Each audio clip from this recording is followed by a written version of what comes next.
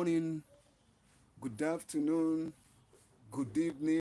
You are welcome to my broadcast at this moment and at this hour, at this time, at this, period of the time, whatever part of the world you might be connecting from. I'm highly elated to have you around me at this hour and at this season. And I thank you for taking time, to connect with me at this hour. I'm telling you, you are going to have value for every money. Oh, French Empire. How are you, French Empire? You always connect. Why is it yesterday you were live with me and all of a sudden I saw you fizz out? I didn't see you. Where went you? You were around yesterday. You didn't stay long. What happened? You didn't tell me when you were going. Please make sure you are connected. It's good to have you. So how are you doing? How is today? How is your family? I want to have you fully on today's package. I'm happy to have you around. I hope you're having a nice day. The day is still on, and I believe it is well with your family. And I believe you're enjoying your holidays. All that has to do with you, I believe all is going well. I want to say you are welcome. Yes, well, that's it. I was sleeping yesterday. Okay, sorry. I just saw you came in. All of a sudden, I was looking for you. I hope now you're not sleeping anyway. Make sure you are awake. You are alert with me. I want to spend some good time with you. I want to spend some real good time with you. Yesterday, you came in and you breathed in. You breathed out. So I missed you. Please give me a like the like for coming in. I know you have liked it. Thank you for liking. Yeah, yesterday we were talking about a very crucial topic, actually. What was I discussing? You remember what we were talking about yesterday? You do remember yesterday's topic? Can you remember the French Empire before you went to sleep? Or you were with the sleepy eyes and you slept off? Okay, let me hear you. I didn't get sleep yesterday, so that's why. Okay, you told me that you had a challenge. You didn't sleep the previous night. You told me that. So, all right. When you saw me on air, you cashed in just to say hi, and all of a sudden you dashed back. Well, that was very good. Anyway, I believe you. I hope you have a nice rest yesterday. Yeah, it's very important you sleep. You should sleep is very important for your age. Very important you sleep at this age so that you can develop your muscles. Your brain can develop very well, at your age. You need much sleep at your age so that your tissues can grow. Every part of you will develop at your age. You need more of the sleep than us. So we are advanced in years. You know, we can catch some time of sleep, but I don't have to sleep like you because you are a young man coming up, so you need all the sleep. So since you had a challenge the previous night, you didn't sleep very well. Well, it's good you have a rest, and I believe yesterday night you had some good rest. Thank God I see you are up right now. How is grandma and how is grandpa? Please extend my love to them. How are they doing? I hope they are doing well. Well, tell them I'm greeting them. Tell them Okonji Christopher Television is sending his love.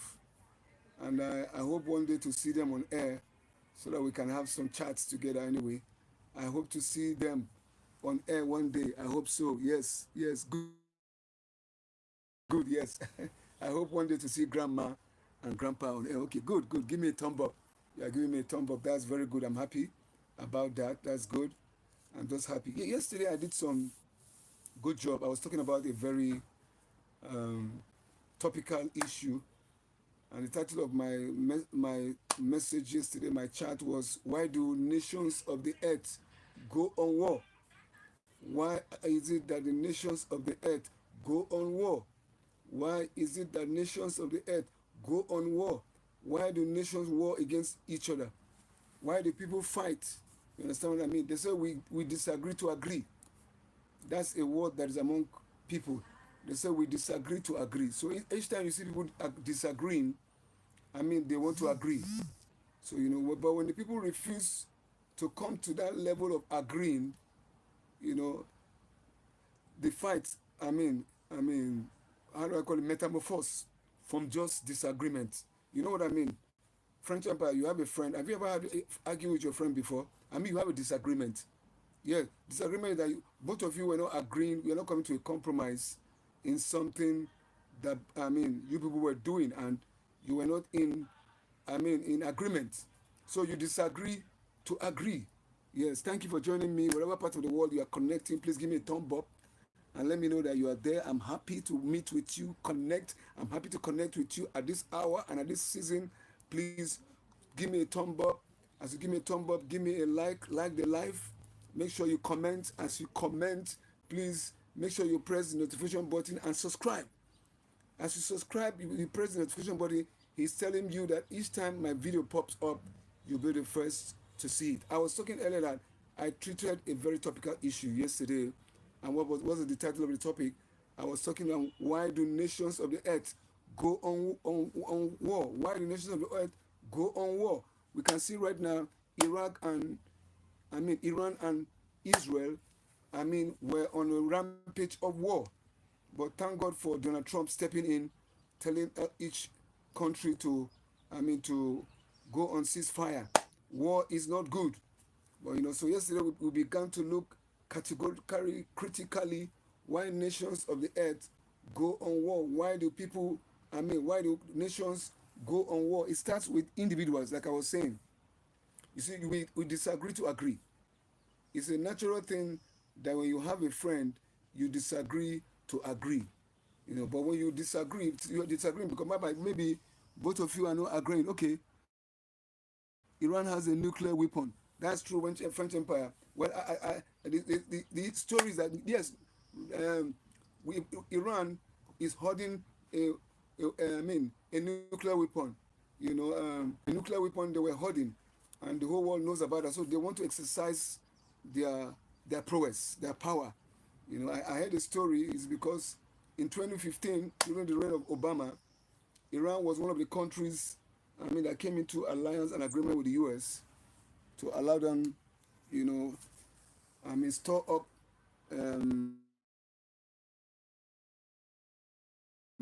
They agreed for them to use. Okay, North Korea gave one to Iran. Okay, that is it. So these are allies of Iran. So the cause of the war is that Iran is holding a missile. So they want to exercise their missile on Israel. I seen on the news. Okay, that's true. So they wanted to exercise their nuclear weapon on Israel, but not knowing that the war is not just something that Iran alone can handle. So the war is something that if the war allows Iran and Israel to go on war, it will escalate into a third world war. That is why America has to step in. Do you know that America stepped in and told both nations to stop the war? I like what Donald Trump did. And right now, Alan, there's a ceasefire. The war must not continue because if you leave it like that, there are some people that will support Iran. Iran has friends that are allies with them. Countries like North Korea, that you said, like China and other countries. And also Israel has countries that will support them also. So by the time they have support, these two countries have support from both ways, what will you be witnessing? We'll be having crisis. There will be war. All other nations of the earth will be joining. That is how war starts. So but I was trying to say, why do nations go on war? In the first place, I was defining what war is. War is a disagreement. War is a fight. War starts with disagreement. And I was using two friends as an example. When two friends at times come to that level whereby we disagree to agree. You come to that level, your friend is trying to say something, you don't agree with him. You are trying to say something, your friend does not agree with you. So what happened? There's a confusion and there's a disagreement. But you people don't stop at that level. You disagree to agree. You must come to a level whereby you come to a compromise, an agreement, and they call it an equilibrium, where both of you will meet and agree and stop your argument because life must go on. We can't live our life based on, disagreement. It doesn't take anyone anywhere. So you see, but when nations of the earth come to that level whereby they are disagreeing and they cannot agree, I like what America did. America has to step in and tell Israel and Iran, hold your peace. That is what a father should do. When you have two children fighting, what do? You tell them, hold your peace. Hold your peace. That is what America did. If nobody can tell them where they are, to hold their peace, they will just go on. And one thing that war does is that the war is not only affecting Iran and Israel, it will escalate. You understand what I mean? It will escalate. And I started yesterday by telling us where all this disagreement comes from. Okay, said hi. Hello, French Empire. Yeah, how are you?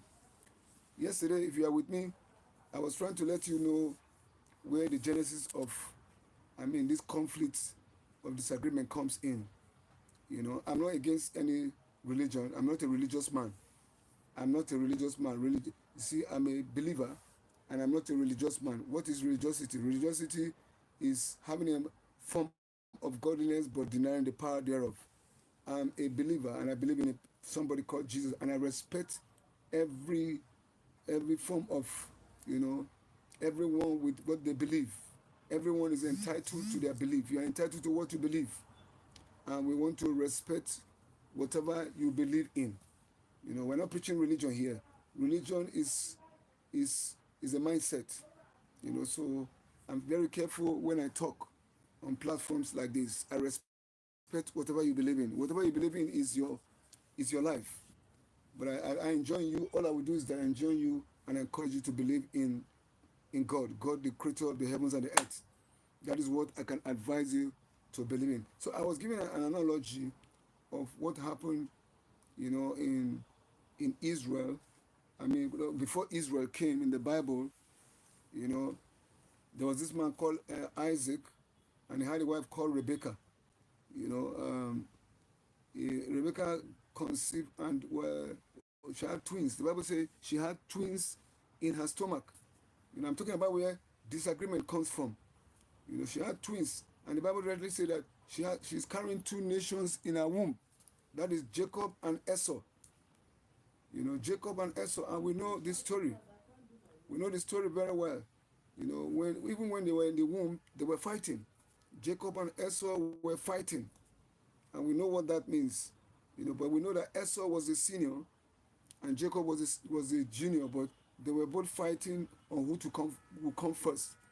But at long last, Esau proved that he's the senior, and he came first. Even when they came out, they were not agreeing among themselves. There was this disagreement amongst them that had lingered, that up to the point Jacob has to steal the birthright of Esau. You know the story very well. So they were disagreeing. There was normally disagreement. Disagreement has been there. They never agreed for life. So because Esau was after Jacob, because of what he has done to him, Jacob has to run to his uncle Laban. You know the whole story.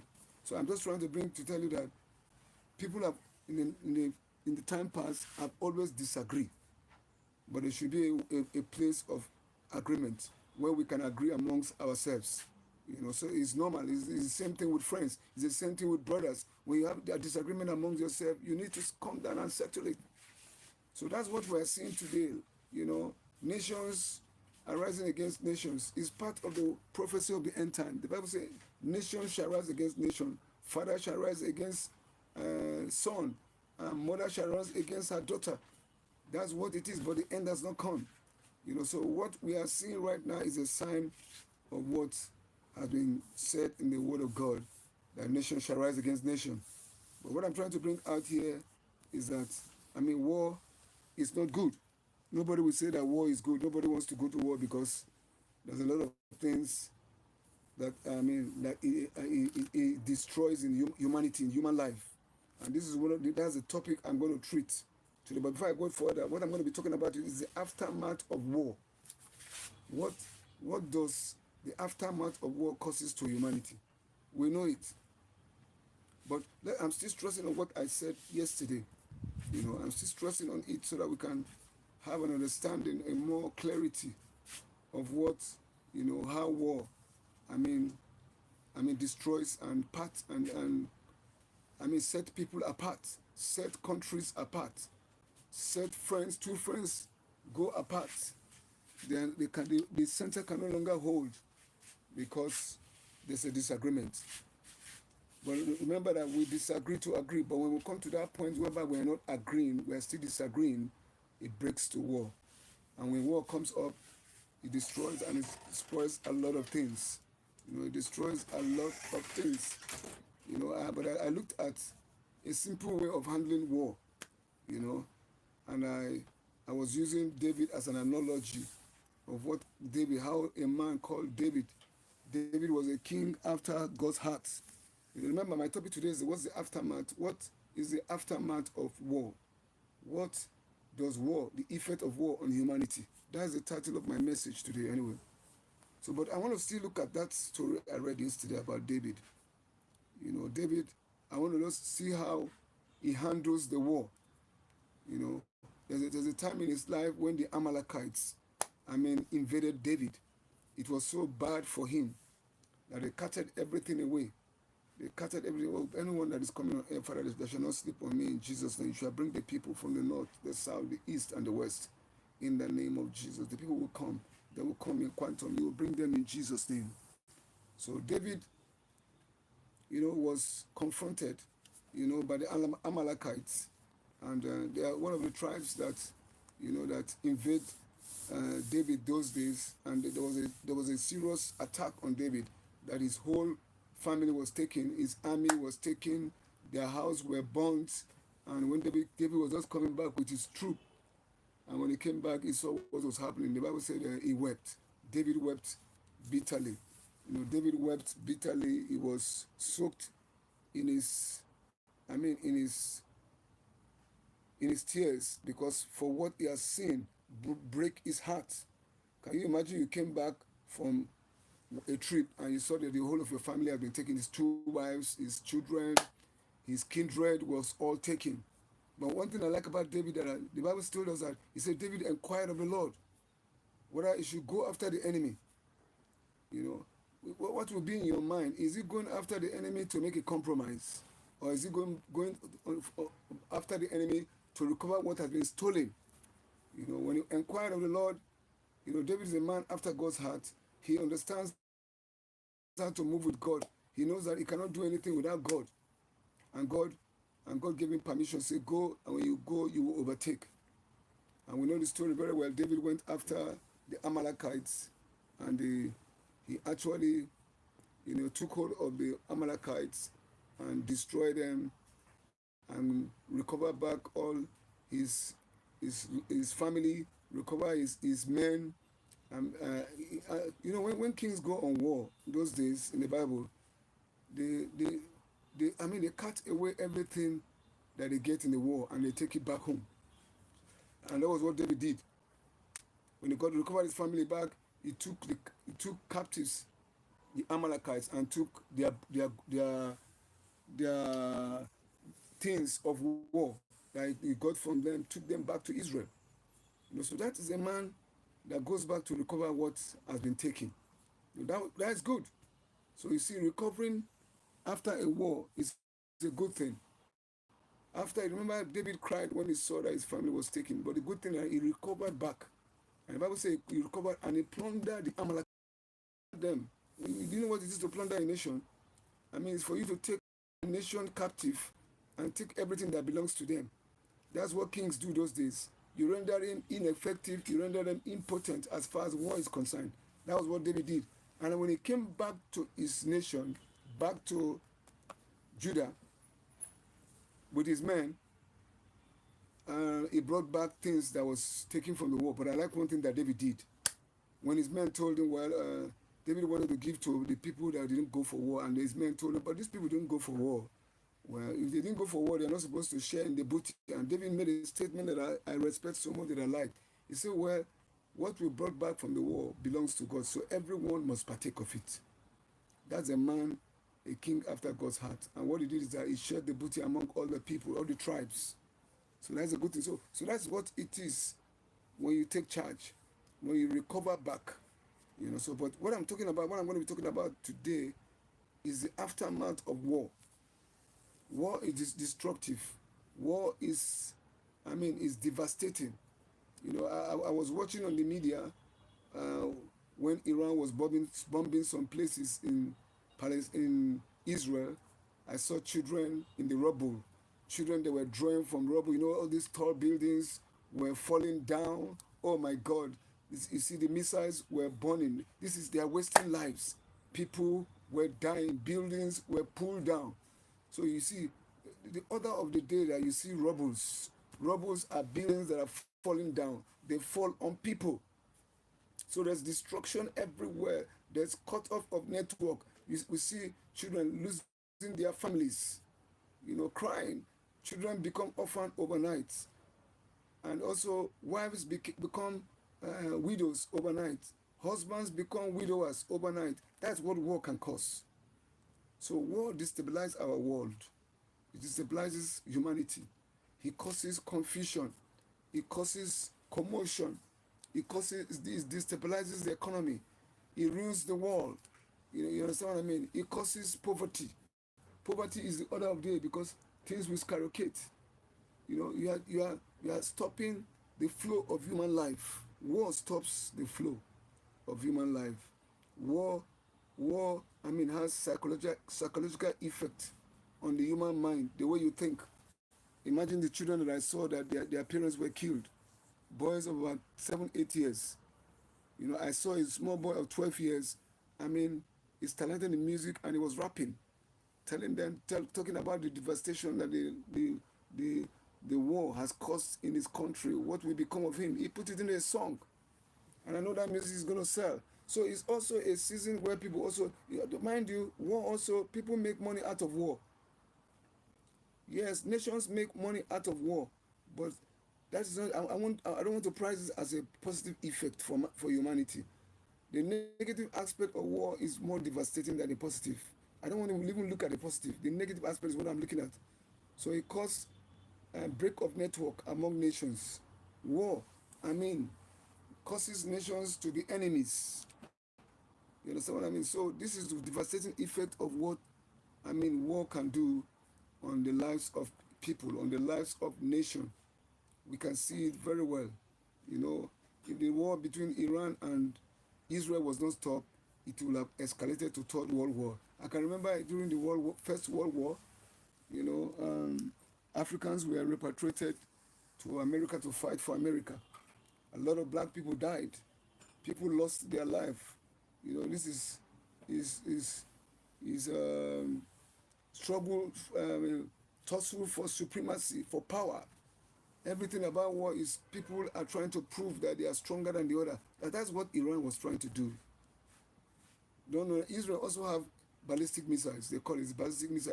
Everyone is trying to exercise their weapon of warfare. So money is also lost in this process. So it's tussle of power. Even America that intervened in the war is also showing that it's a superpower. There's a higher power that governs the world. My wife and I were just talking. I said the devastating effect of war. There's a displacement of families. People die like flies. The world begins to experience instability, like the First World War and the Second World War. Caused so much setback in human history. Because network is cut short, the world is stabilized. The world is a moving machine. So in the process of war, that machine, the world that is moving as a machine, can no longer move. Because when the head can no longer hold, what happens? The body cannot move. So everything comes to a standstill when things are not moving.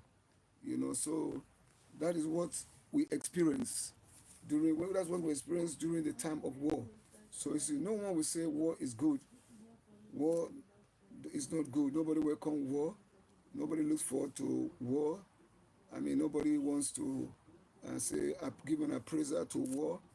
Everything about war is devastating, is oppressing. Even the stigma alone, will linger in your head, in your mind for life. Especially when you lost loved ones in a war front. The stigma of that war will ever linger in your mind. Imagine you see your parents being killed. I saw in a video in the media where a child was trapped inside a gutter. So people were trying to bring the child out. I saw a child, people were running. When people were running, the small child, about 3 years, was on the ground. Nobody carried the child. Oh my God, I cried. Nobody carried the child. So that's devastating. If where people were running for their life, the child could not run. All he was doing was crying because he didn't know what was going on. My prayer is that, oh my God, let that child survive. There are many children that are going to be die. There are many children that are going to be displaced. Humanity is losing. And one thing is, you know what brings tears to my eyes when I see humanity, losing grip of the whole essence of why God has created humanity. The whole essence why God created us is it's like go ye into the world and multiply. God did not say we should reduce. Remember the mind of God. He said, go ye. That was what the order he gave to Adam and Eve. He said, go ye into the world and multiply, replenish the earth, subdue it. Man is supposed to subdue it. But when we are dying in war, it's the opposite of what God said. It's the earth that is subduing us. That is not the word of God. So war is not, God is not the originator and author of war. In God's calendar, man should not go to war. In God's agenda for man, man should not go to war. Man is supposed to conquer. Man is supposed to be in charge. Man is supposed to subdue and replenish. But in time of war, there's no replenishing. What you see is destruction. Destruction of properties, destruction of human lives, destruction of connection, destruction of, instability everywhere. That's what war brings about. So no one welcomes war.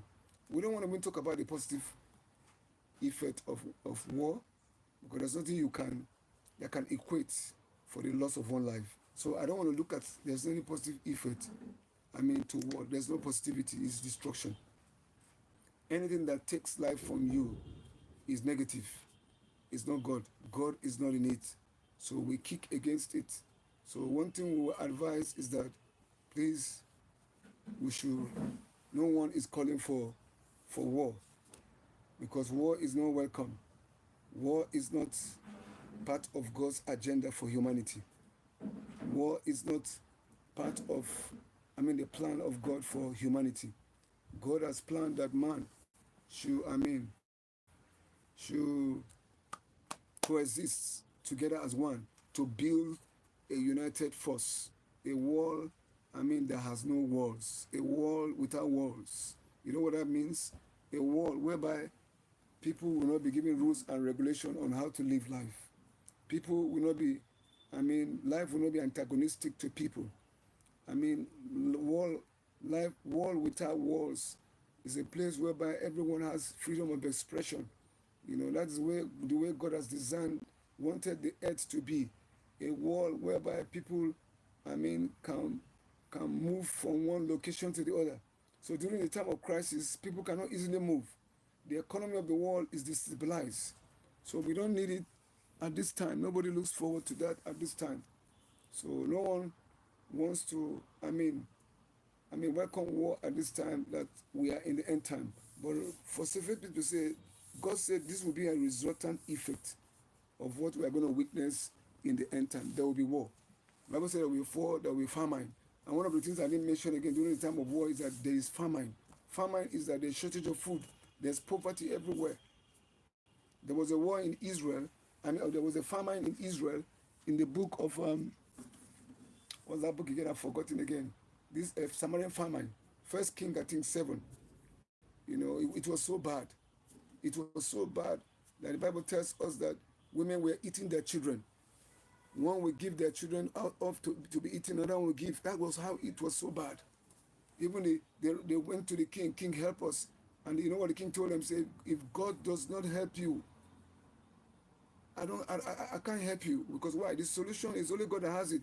So we don't want to get to that level again, whereby a cure, that level of chaos, whereby man will be looking for solution to the crisis that befall them. So once again, what we do here is that we call for unity of purpose amongst humanity, unity of purpose among men of goodwill and of peace, men of like mind and like persuasion.